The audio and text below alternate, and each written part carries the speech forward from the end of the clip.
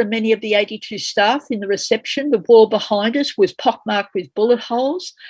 They then showed us photos of the violence, and you could see photos of journalists dying in pools of blood, large piles of newspapers burning, buildings and vehicles destroyed. And many of these attacks on the journalists and their building came during curfew hours, which suggests the perpetrators are the Sri Lankan army or forces associated with them.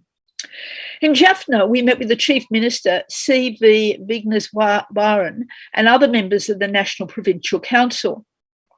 I remember the Chief Minister commenting that Sri Lankan democracy is in danger, a comment that sadly has become so accurate. We talked about the role of the army. With a force of 150,000 military personnel in the north and the east, I was coming to understand the Sri Lankan government's level of control and dominance and how they can successfully evict so many people from their land. So that was in the north. We then travelled back to the south. We're back in Colombo. Our last day in Sri Lanka turned out to be quite dramatic. Reference was made in the introduction about myself and my colleague Jan Logie being detained. So it happened on this last day. We planned to meet with a range of representatives of non-government organisations, religious groups and some legal people. Now, the meetings kicked off at about 8 a.m. With local legal people giving us a very informative session. They raised concerns about the treatment of asylum seekers who get to Australia but are forcibly returned, because you would remember how shocking the Australian government, largely under Morrison, was at the time.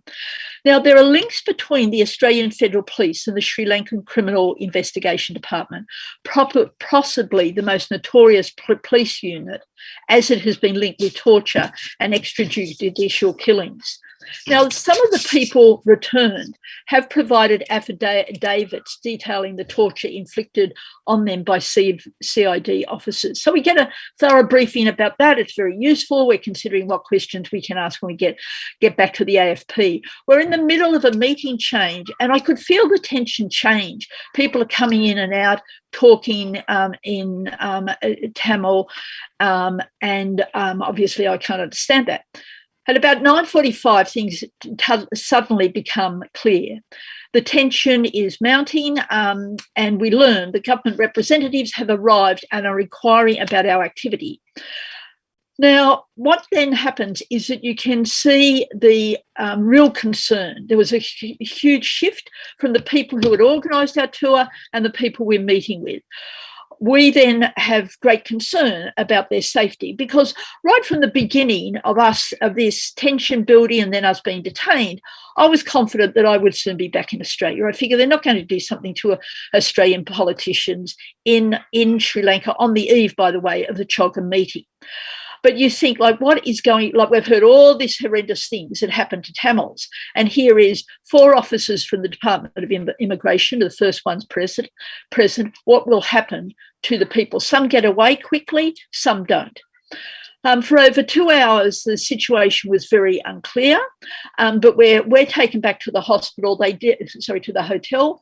They do let the majority of people who were with us go, and then they let all of them go except the person who drove us back to the hotel, and that worked out after we had a few arguments. When we get to the hotel, where Jan and I are separated in different rooms, after a while, or pretty quickly, I thought, this is really wrong. I'm not going to stay in a room with somebody I don't even know. So I just got up and walked out and found where Jan was, and we sat together. Interestingly, then Department of Defence people came. Now, we were detained about 4 hours. There was a lot of carry-on that we had broken our visa because we had spoken to the media and we had no right to do this. So it was all these spurious arguments that went on. And meanwhile, we're ringing Australia, we're ringing the Department of Foreign Affairs and members of our own party to get them to activate so we can get out of this situation. So eventually, some more Department of Defence people come. And then they give us back our passports, and they say that the problem was that we were not allowed to hold a press conference because we had advertised that we would do a press conference in Colombo when we had finished all these meetings. Where he returns our passports, actually apologises for any inconvenience, probably hoping that'll keep us quiet. I do have to say that the Department of Foreign Affairs in Australia was actually very helpful. They rang every hour to see that we were okay. And just checked on us getting out there. But what it really, really reinforced for me, because it was a shocking experience, is what Tamil people live with. Like we saw on the faces of the people we were with, real fear. So the experience remains with me a stark reminder of why we need to increase awareness of the crimes being perpetrated against Tamils, Muslims and other minorities in Sri Lanka. And that's why I think today's event is so important. And I think we can take great encouragement that protests and events like this are occurring around the world. And more official bodies are looking into what is happening in Sri Lanka. Not enough, but I think I did want to mention that the awareness of the Tamil situation was reported from the UN High Commission for Human Rights, Michelle Bachelet, and she detailed that Tamil and Muslim minorities are increasingly marginalised in Sri Lanka. I did want to say quickly just about the Muslim minorities, like they are really being hit hard, like they are in India under Modi and in a number of countries, like the violence against the Muslim communities and the spread of Islamophobia is something that is another huge topic, but I did want to give it more emphasis, even though it's Tamil Oppression Day. And I know Tamils are working closely with the Muslims in solidarity to resist the crimes that are being committed against them. So right now, Tamil lands remain under heavy military occupation. Tamil activists continue to be targeted. Tamil economic life continues to be strangled. And the attempts to colonise Tamil lands is ongoing. So Tamil Oppression Day highlights how and why we must stand with Tamils. And to finish with, history teaches us from fighting apartheid in South Africa to winning independence in East Timor and all the many other examples of international solidarity, that a strong global voice of support, solidarity and action is needed for the Tamil cause to win. Thank you very much. Thanks so much for that, Lee. And that's obviously the point of holding rallies on days like this, and the rally we'll be holding again in May to keep the pressure on and show solidarity from Australia. Also, our next speaker is going to be talking a bit more about the situation on the ground in Sri Lanka today. So the next speaker is N. Kandeepan. He's a lawyer and social activist and a member of the Tamil National People's Front, and he's actually been involved in organising a series of protests in Sri Lanka just over the last week or so. So he's going to speak first in English and then also in Tamil. Thank you. Before getting on to my topic, I would like to take this opportunity to thank the peoples living on the stolen and unceded land of First Nations peoples for organizing this event in support of the indigenous sovereignty and self-determination for First Nations people in Australia. And also, I thank the Tamil Refugee Council, Tamil Coordinating Committee, former Senate representative, other respected officials of Australia and the Tamils from all over the world, including Tamil Australians, for taking the time to participate in this event. Also, my very special appreciation to the Tamil Australians for providing this platform to appeal to the international community to stop the ongoing Tamil genocide with the intent to structurally and physically destroy in whole the Tamil nation, and to take our message of peace and justice for the Tamil genocide in May 2009, a genocide that is no different from what the world witnessed in Rwanda and Srebrenica. The unitary Sri Lankan state, which is constructed purely on Buddhist, single Buddhist ideology, perpetrated structural genocide against the Tamils step by step since its independence in 1948. And this still continues in the post-Mullivaikkal genocide setting. As we mourn every day for the deaths of tens of thousands of lives who were massacred, we too remain their dream. The Tamils all over the world rally around not only to remember the death of their loved ones whom they lost in the tragic war, but also to safeguard their right to resist oppression, denying their freedom and equality. The armed freedom movement of the Tamils was labeled in negative form by the international community. However, that was the only option available to Tamils for their own protection after protesting for many decades in Gandhian ways. The international community adopted this disastrous policy predicated on the global war against terror paradigm that was promoted by the then US administration in a post-September 11 scenario.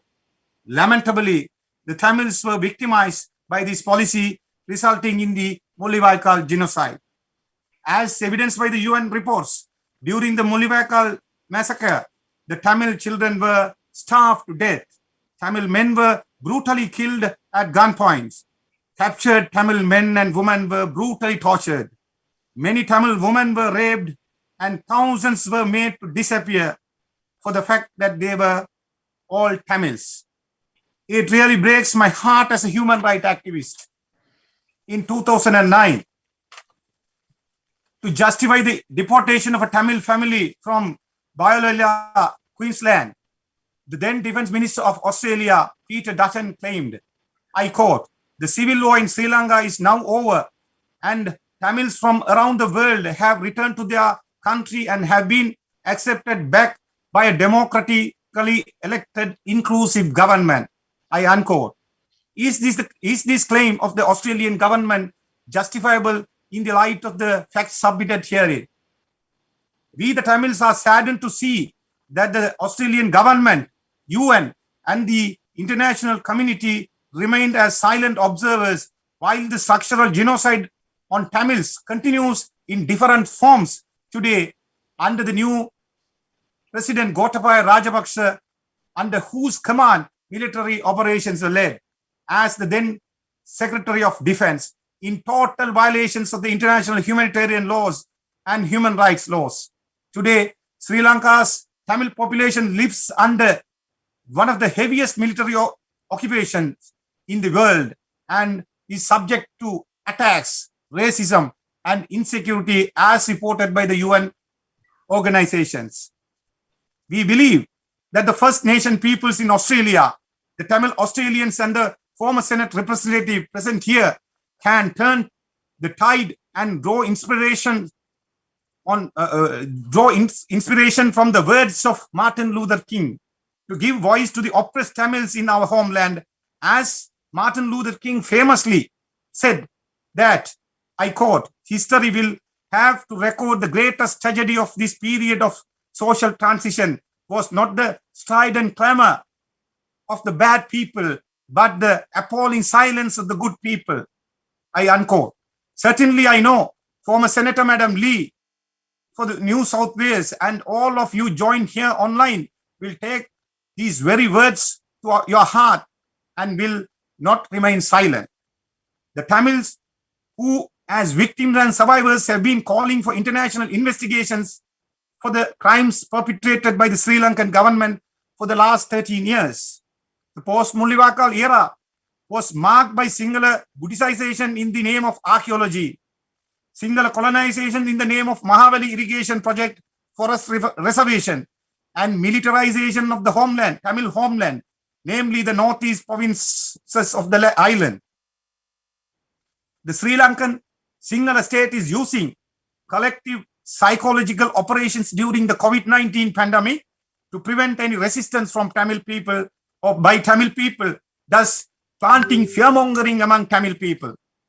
After the end of armed struggle in May 2009, arrests, threats, disappearances, and surveillance continue to take place.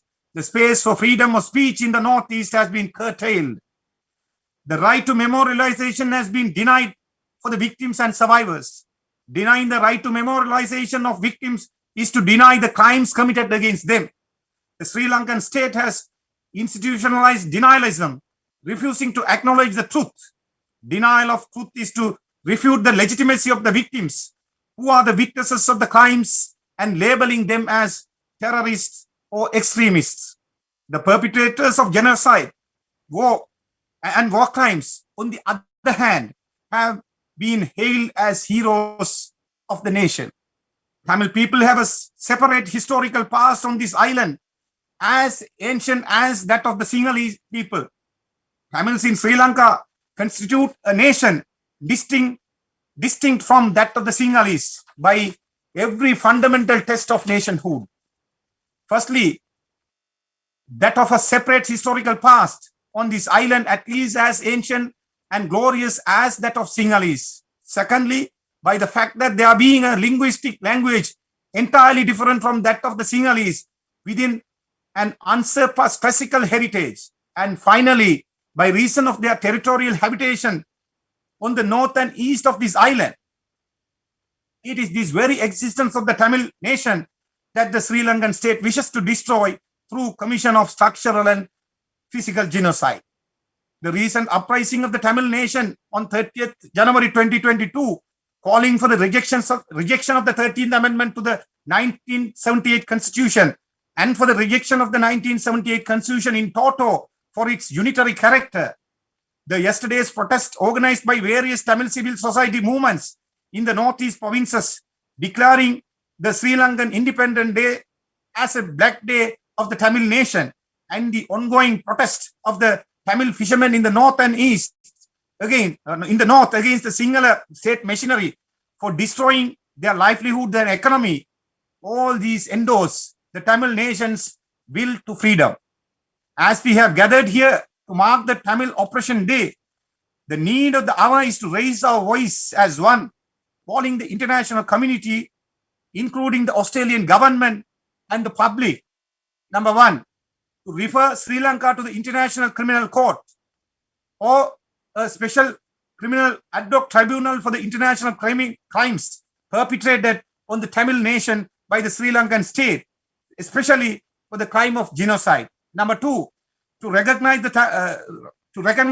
that the northern and the eastern provinces of this island have been areas of historical habitation of Tamil-speaking people, and to call for merger of the northeast provinces as their homeland. Three, to demand the international community to recognize the Tamil nation and its right to political autonomy on the basis of the Tamil nation's distinct sovereignty and inalienable right to self-determination. Thank you. If time permits, I can address in Tamil also. In 3 minutes, we will take another 3 minutes. Also. Yeah. Yes, you can. Tamil இன ஒடுக்குமுறை நாள். இலங்கை 1948ஆம் ஆண்டு சுதந்திரம் அடைந்த போது அதன் ஆட்சி அதிகாரம் சிங்கள பௌத்த பேரினவாத ஒட்டியாட்சி அரசிடம் ஒப்படைக்கப்பட்டிருந்தமையினால் கடந்த 74 ஆண்டுகளாக அதனுள் சிக்குண்டிருந்த தமிழர் தேசம் மாறி மாறி ஆட்சி பீடமேறிய சிங்கள தலைமைகளால் இனவழிப்புக்குள்ளாக்கப்பட்டு சிதைக்கப்பட்டு அதன் அடையாளங்களை ஒவ்வொன்றாக இழந்து வரும் இன்றைய சூழலில் தமிழின ஒடுக்குமுறை நாள் அடையாளம் பெறுகிறது. தமிழர்களின் வாழ்வுரிமை முற்றாக பறிக்கப்பட்டு இனப்படுகொலைக்கு உள்ளாகி இருந்த போது அவர்களின் ஒற்றை பாதுகாப்பாக இருந்த விடுதலை போராட்டமும் சர்வதேச சட்ட விதிமுறைகளுக்கு மாறாக மௌனிக்கப்பட்டிருந்தது. ஸ்ரீலங்கா சிங்கள பௌத்த பேரினவாத அரசின் தமிழின அழிப்பு யுத்தம் மனித பேரவலமாக 2009ஆம் ஆண்டு மே மாதம் முள்ளிவாய்க்காலில் இனப்படுகொலையாக வடிவம் எடுத்திருந்தது. 21ஆம் நூற்றாண்டின் மனித பேரவலமாக நடந்து முடிந்த இனவழிப்பு யுத்தம் உலகின் மனச்சாட்சி கதவுகளை உலுக்கியிருந்தும் இதுவரை சர்வதேச சமூகத்தினால் நீதி மறுக்கப்பட்ட தேசமாக தமிழர் தேசம் தொடர்ந்தும் இருந்து வருகிறது.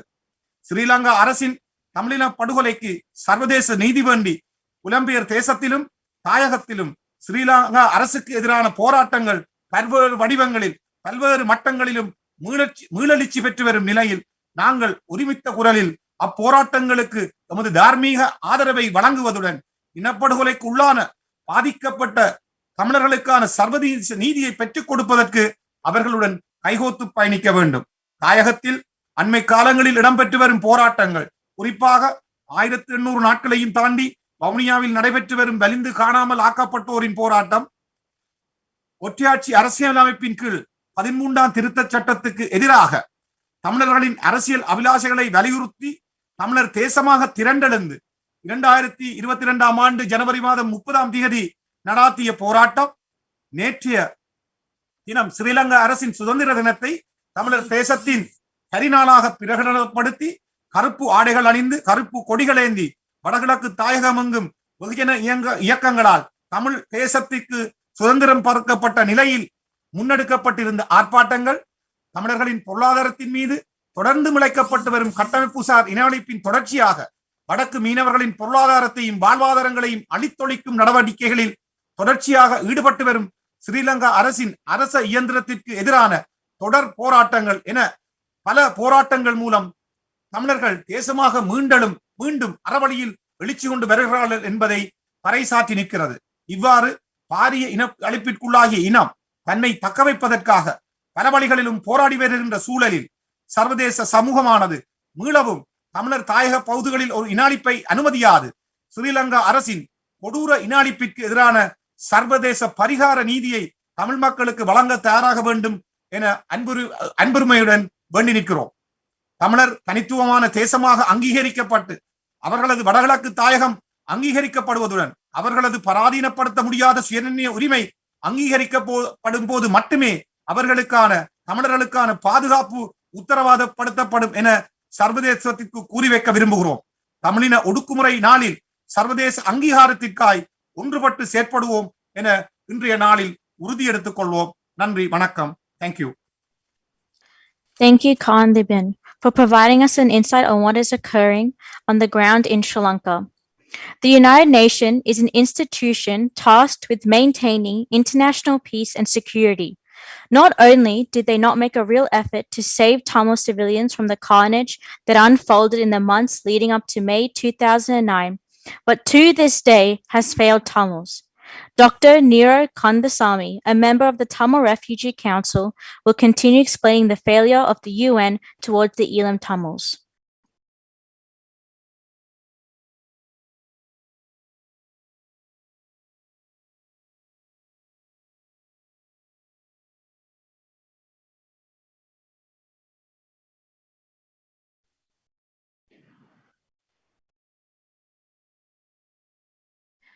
Thanks, Renika. I would just like to make a brief note about Ulam Tamils and the United Nations and provoke a different kind of conversation that we need to have. We all know the story of the United Nations failing Ulam Tamils in 2009. An internal UN report found a series of failures by the United Nations, including, and I quote, the failure to adequately confront the Sri Lankan government on its obstructions to humanitarian assistance, and I quote again, unwillingness of the United Nations to address government responsibility for attacks that were killing Tamil civilians. It concluded these collectively amounted to a failure by the UN to act within the scope of international mandates to meet protection responsibilities. In these final months, when the government was killing tens of thousands of Ulam Tamils, the issue was not brought to the United Nations Security Council, the only UN body with the authority to issue binding resolutions on member states. In other words, the UN knew the Sri Lankan government was killing massive numbers of Tamils, but chose to say and do nothing about it. After 2009, the UN has written a number of reports on Sri Lanka, including the 2011 UN Panel of Experts report and the 2015 report of the Office of the High Commissioner Investigation on Sri Lanka.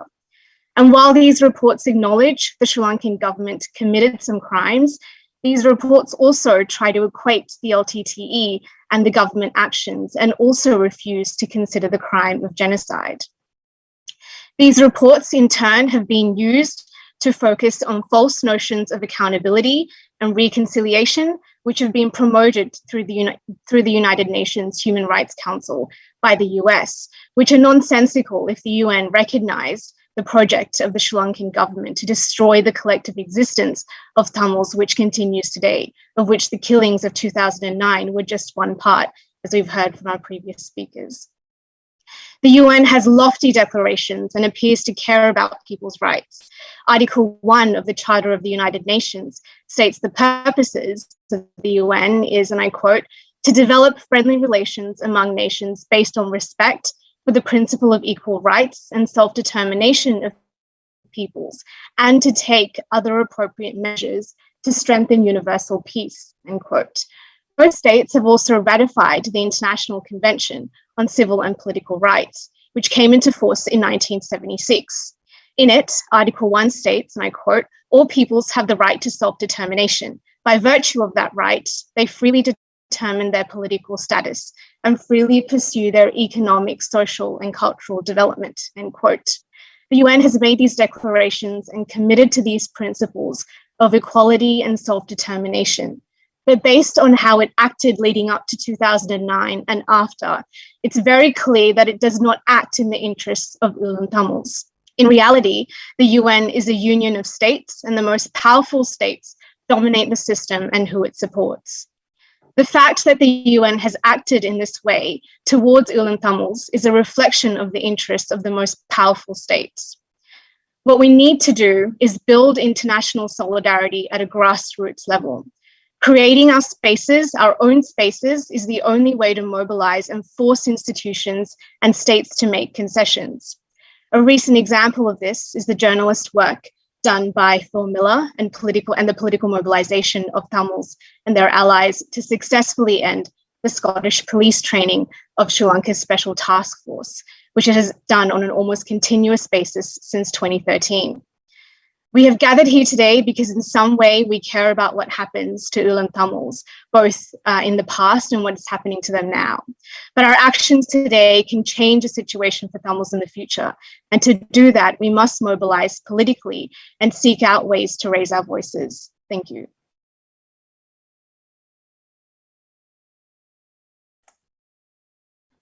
Thanks, Nero. So our next speaker, it's going to be a little bit different.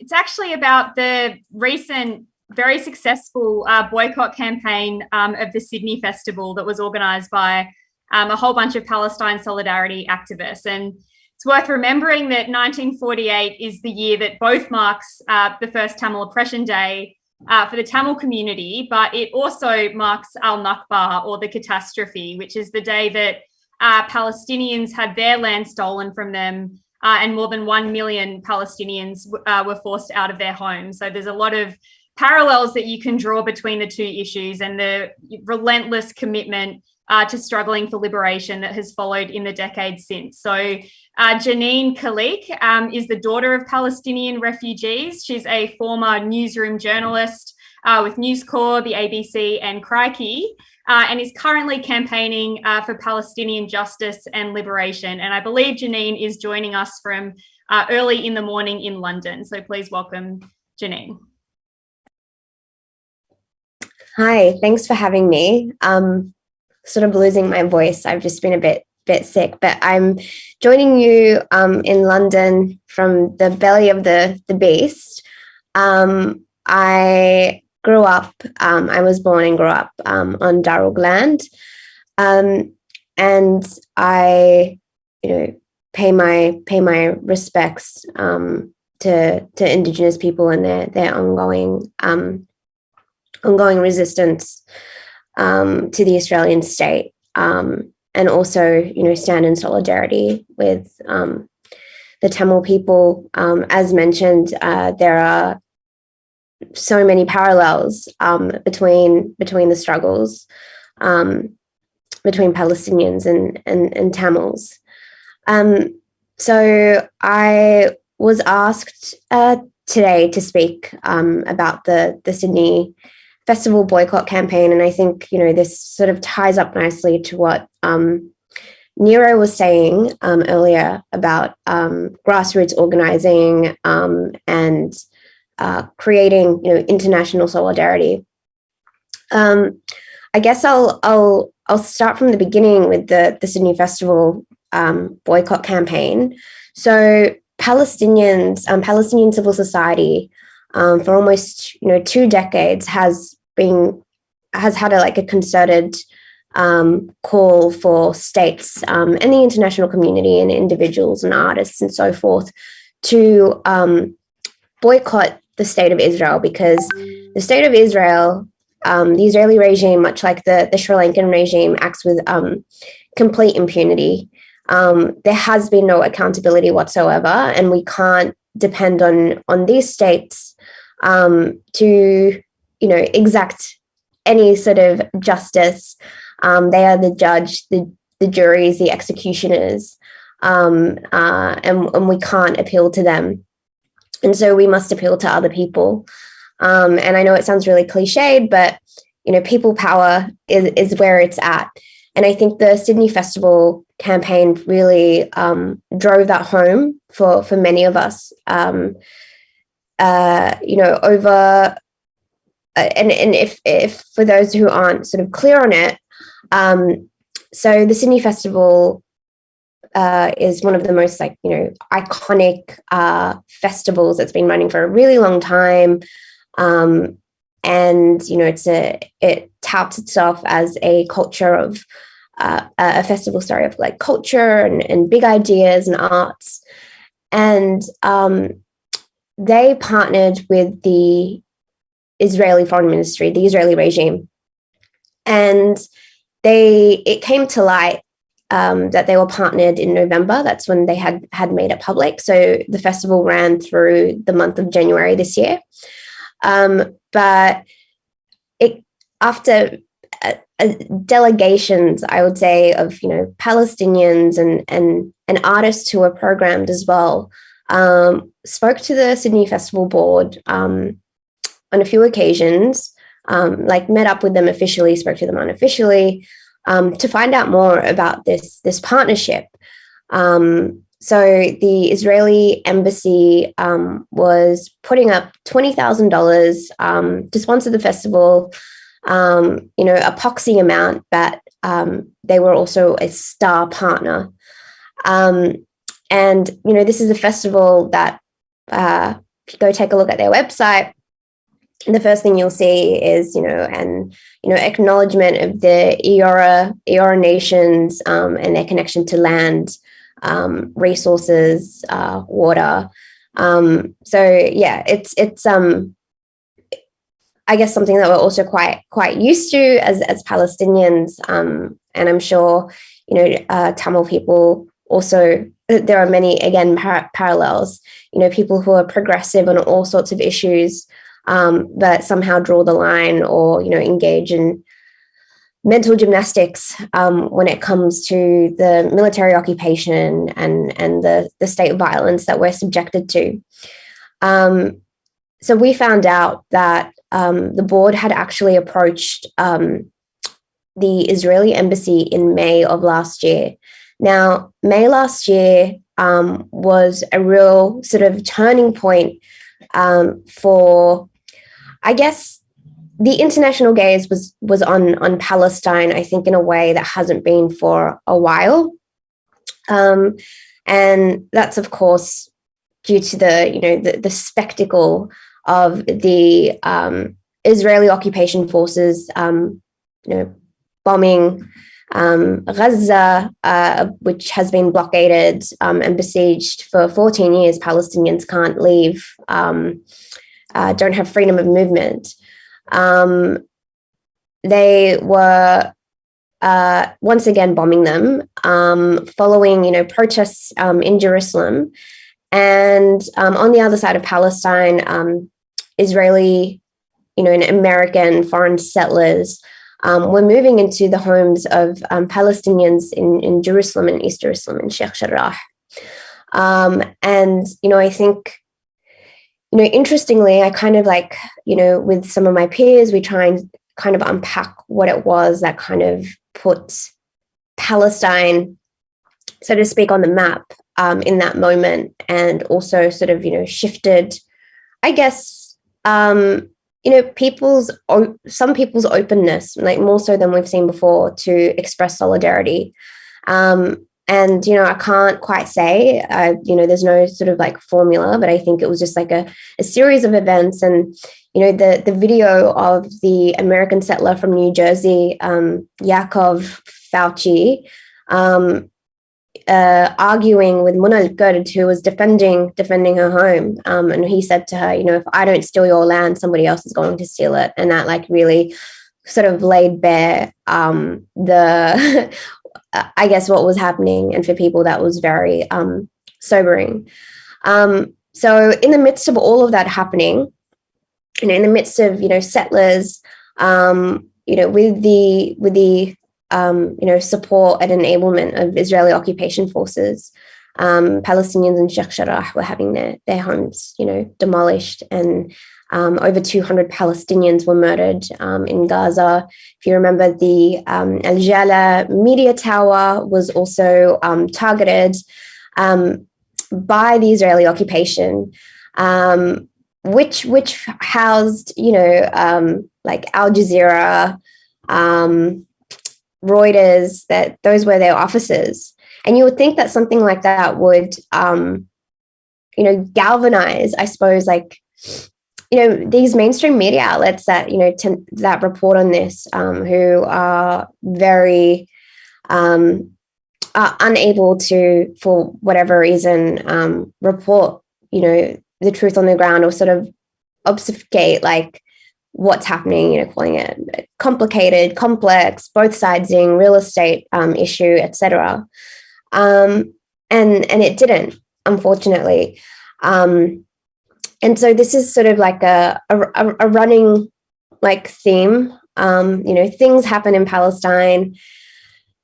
People see or people don't see, but it continues. Again, the Israeli occupation acts with complete impunity.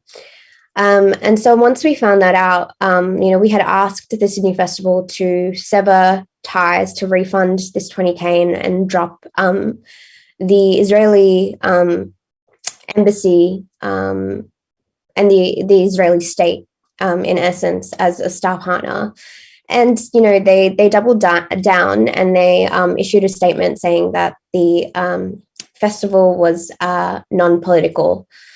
And then that's when we went public. And, this was a really historic and momentous campaign for BDS, boycott, divestment, and sanctions, on the Australian continent, and in the world, really. So over, almost, after we crunched the numbers, almost 50% of acts were, had pulled out or were affected completely. And, there were even some, acts and artists who, for whatever reason, there were just a few who didn't withdraw because Sydney Festival had actually cornered them into, a situation, like, financially, who had still issued really, like, strong statements about, how disgusted they were. So it was a huge sort of display of solidarity. And I think, like, the work that had been done, I mean, this is, again, very grassroots work. I mean, we don't have any, resources beyond our own time, outside of our day jobs. But last year, during May, we launched the Do Better on Palestine media campaign, which is now Do Better on Palestine campaign, which is sort of like an umbrella website, if you go check it out, just to hold, statements on Palestine. And that was signed by over 700 journalists and media workers. And, I was a former, journalist working in different newsrooms. The same Israeli embassy that the Sydney Festival had approached, the same Israeli Foreign Ministry in 20, trying to think of when I was like 21, such a long time ago, 2015, I believe, sent two members of the Israeli Foreign Ministry to speak to my editors at the National Broadsheet at the time, asking them why they had hired a Palestinian. And, my experiences were just one of being chilled, I suppose. And I think, like, being able to share that, I don't work in newsrooms anymore, I don't wish to, but also sort of bringing attention to that, like that open letter led to John Lyon's, book, Dateline Jerusalem, sort of exposing, on a surface level, because there's so much that's happening, how Israeli, state actors and supporters, try and, like, just silence, Palestinians.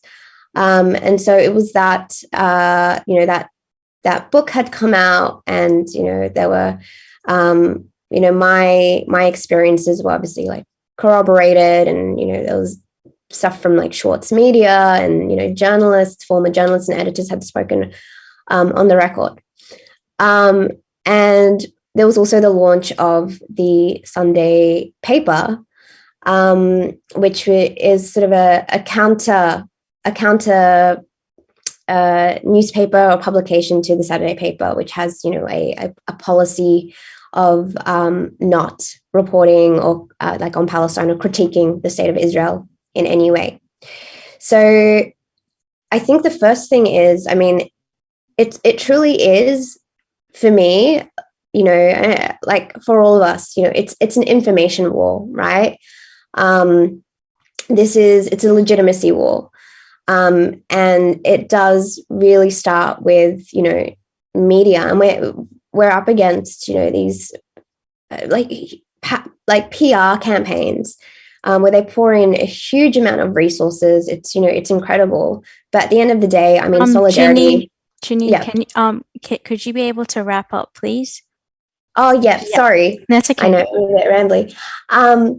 So I think all in all, it was those sort of efforts to target the media specifically and bring attention to, I think most ordinary people would be, and are shocked, regardless of the issue of, the media's sort of like terrible coverage or lack of coverage.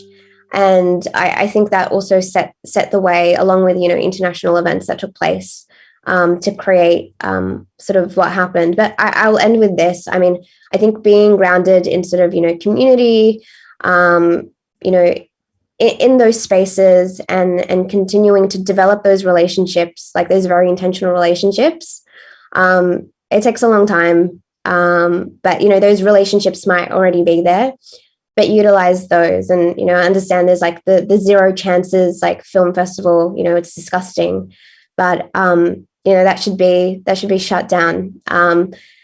And I think, like, in the same way as there was a campaign against the Sydney Festival, you can campaign against sort of the arts being used to whitewash these state crimes. And I'll leave it there. Thank you.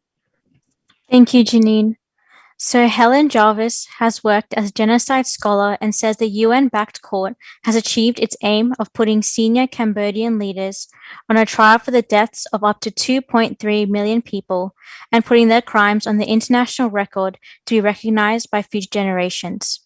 She will now inform us about the Permanent People's Tribunal sessions on the murder of journalists in Sri Lanka.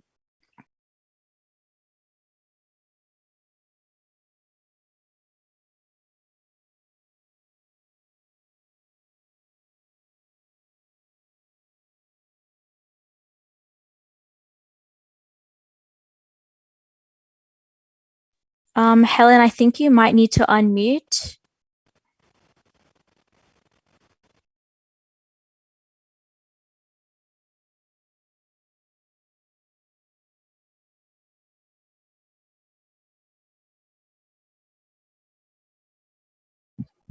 Hello, can you hear me now? Yeah, we can hear you now.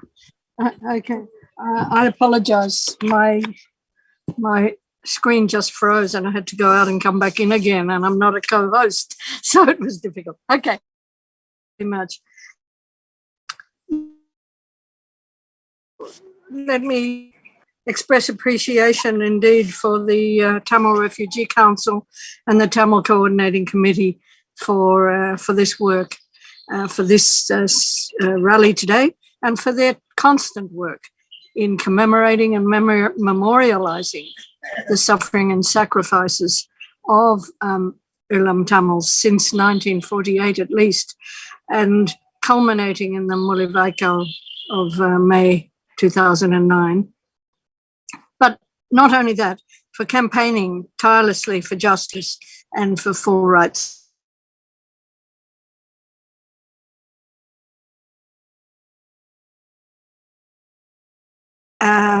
Since the 1980s here in Australia. I'm now in Cambodia, but in Australia as a member of a group called CAPA, the campaign against repression in the Pacific and Asia, which doesn't exist anymore, but it was a very strong activist group, and it took up the Tamil cause at that time. But more recently, I've been involved as like I said in the introduction, with the permanent people's its attention on this situation. And let me just say a couple of words of introduction. Some people may have heard of the Russell Tribunals, established by Bertrand Russell, a philosopher, British philosopher, and Jean-Paul Sartre, the French philosopher, with also others like Simone de Beauvoir, Isaac Deutscher, and so forth. They set up a tribunal in 1966 to look into US crimes in Vietnam. It was the International War Crimes Tribunal. Remember, this is a long time before we had anything like International Criminal Court or International Criminal Tribunals around the world. Anyway, they held several sessions on Vietnam and certainly found that war crimes were being committed. And then in the 1970s, they went on to look at the military dictatorships and repression in Latin America. Well, in 1979, they decided that this should be converted into a permanent People's Tribunal. The notion of a People's Tribunal is people being oppressed by states, but yet we leave the judicial system in the hands of states. And so this is a counter to that, to have people establishing their own tribunal, and we call it an opinion tribunal. We don't have powers of enforcement, of course, but we can certainly go through a judicial process, hear details, witnesses, examine documentary evidence, and so forth. The Permanent People's Tribunal in Dublin in 2012, there was a session on the Ilam Tamil situation, which found war crimes and crimes against humanity, but said that they did not have enough evidence before them to try the charge of genocide. And so in 2013, there was a second tribunal in Bremen in Germany, of which I was a member of the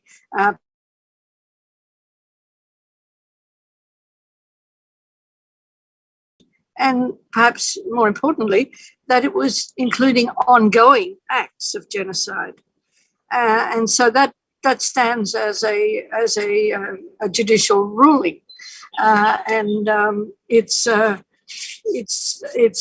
judgment is available on the website of the Permanent People's Tribunal if people want to read it in detail. But now we are in the 50th session of the Permanent People's Tribunal, and I'm again on the panel of judges, and also another participant today, Gil Beringer from New South Wales, is also on that panel. This is a session on the murder of journalists around the world, the alarming situation of journalists around the world.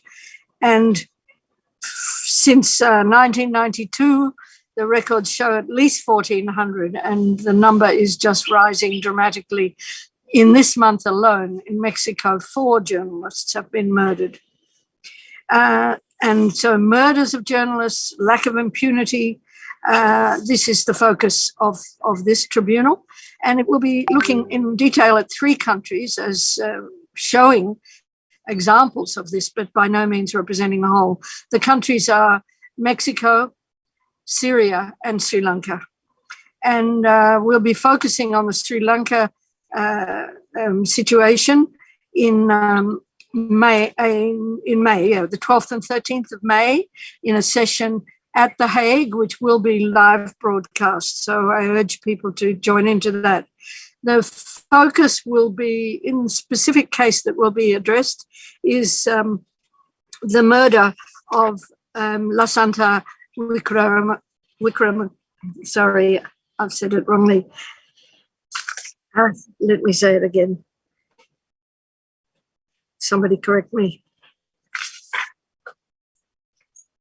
Lasantha Wickrematunge. He was killed on the 8th of January 2009. Lasantha was the co-founder and editor-in-chief of the Sunday Leader, an English language newspaper in Sri Lanka. This newspaper covered some issues of corruption, and as a result of that, the then Defence Minister, Gotabaya Rajapaksa, brought a case of defamation against him, and the then President, his brother Mahinda Rajapaksa, called him a terrorist. He was surveilled, his mobile phone was intercepted, there was an attack on a news station 2 days before he was assassinated. On the 8th of January, black-clad commandos surrounded his vehicle and murdered him, and before they retreated to a military encampment.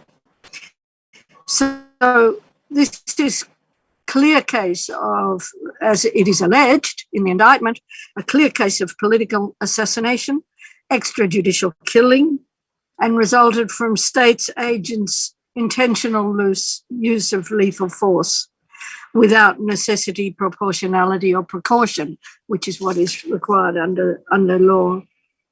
The state has, since his death in 2009, beginning of 2009, which, as you can imagine, was just already in the war period, the state has failed to properly investigate this case, and they've deliberately obstructed in many ways, manipulating the evidence, intimidating witnesses, releasing suspects who had been held, and dismissing this assassination as just another murder.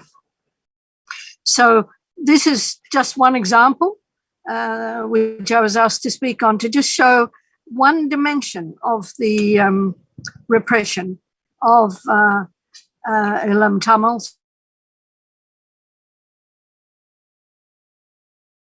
Repression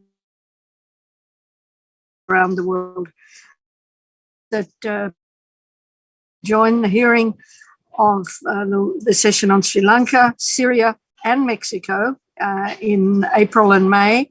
And then on the 20th of June, there will be a judgment delivered in this case. So thank you. And in conclusion, again, let me reiterate my solidarity and ongoing support for the work being done in Australia and all around the world to bring justice for the Ilam Tamils. Thank you. Thank you, Helen. That is all the speakers done, but I have a few words to say. Sri Lanka is an island that is drenched with our brothers' and sisters' blood from the ongoing genocide that we have endured since 1948. The Buddhist shrines that have been built within the northern and eastern provinces were built by demolishing schools, land, Hindu, Muslim, and Catholic shrines that were rightfully owned by the Ilam Tamils. The beaches that are in Sri Lanka holds the history of the continuous bombings Ilam Tamils endured when fleeing their own home to seek safety. Sri Lanka should not be deemed as an island that is a tourist destination, but rather an island that is clearly divided and an island that is known to kill Tamils since 1948. Today, the individual that is in power is Gotabaya Rajapaksa. He exhibits extreme megalomaniac attitudes towards the Elam population. President Gotabaya Rajapaksa was in power when he allowed the raping and killing of Elam Tamils. He stated in his Independence Day speech yesterday, while standing next to an accused war criminal in his speech, saying, "I govern the accordance with Buddhist teachings," which is extremely ironic, as under his rule, he allowed Tamil women to be raped and killed and then be thrown on buses by the Sri Lankan army. He allowed Tamil children to be shot and cut up mercilessly, and he watched on as hospitals were bombed repeatedly in 2009. The Tamils that were lucky enough to escape are still living in fear under the refugee policies that are towering over their lives. Don't tell me that the war has ended. No, the genocide is still continuing. It never was a civil war and it always was a genocide. But the imperialistic attitudes of the Western nations has imposed this word to silence us. How dare the Sri Lankan government try to erase the words Tamil Elam? We were never part of Sri Lanka. We are Elam Tamils. We are part of a nation that holds such powerful history, powerful women, men, and children. Despite the continuing genocide and military occupation, the Elam community will refuse to submit. Our Tamil Elam community may be separated physically, but we are united for our own hunger and thirst to achieve the ultimate goal, which is a nation for our community and live in our homeland peacefully. Every day, I feel a sense of disgust when I think about what the Sri Lankan state did to the Elam Tamils. The cries of kids screaming from their mother constantly tortured those who survived 2009. And the constant cries for Tamil Elam since 1948 has been an intergenerational cry we cannot ignore. Whilst we are enduring genocidal acts, we must remember that the future generations must not continue to suffer in our pain, but rather see the strength of our Elam people. Let them be reminded that whilst the massacres continued, a daughter or son was born to carry on the flame for our Elam people. Today, the flame that continues to be alight is a constant reminder that Tamil Elam people are not fragile, and a flame is hard to be put out when it is ablaze a mass area like our Tamil diaspora, who promises to continue to fight for justice. Thank you. I would first like to thank the speakers and also thank everyone who attended today's forum. Our next rally, which will be in May, is commemorating the Mullivaikkal massacre in 2009. So please make sure you pop up on our chat, which there'll be a link for you to see the event. And please press going and we'll have more news on the upcoming months. I also have another announcement. Ben Hillier, he's a member of Tamil Refugee Council, and he has written a book called Losing Santhia, which explains the freedom struggle, and it is a must read. So please, in the link again, in the chat, the link will be provided. So please purchase this book to become more educated in our freedom struggle. But before we go into our breakout rooms, can you please get your signs ready for Tamil Oppression Day, and we can take a screenshot.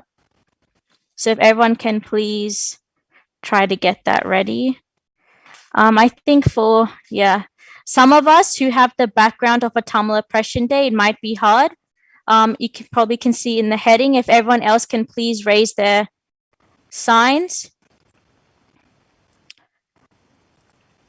And there'll soon be a screenshot. So everyone with the background that I have, if you can just raise your fist and everyone else can raise their signs.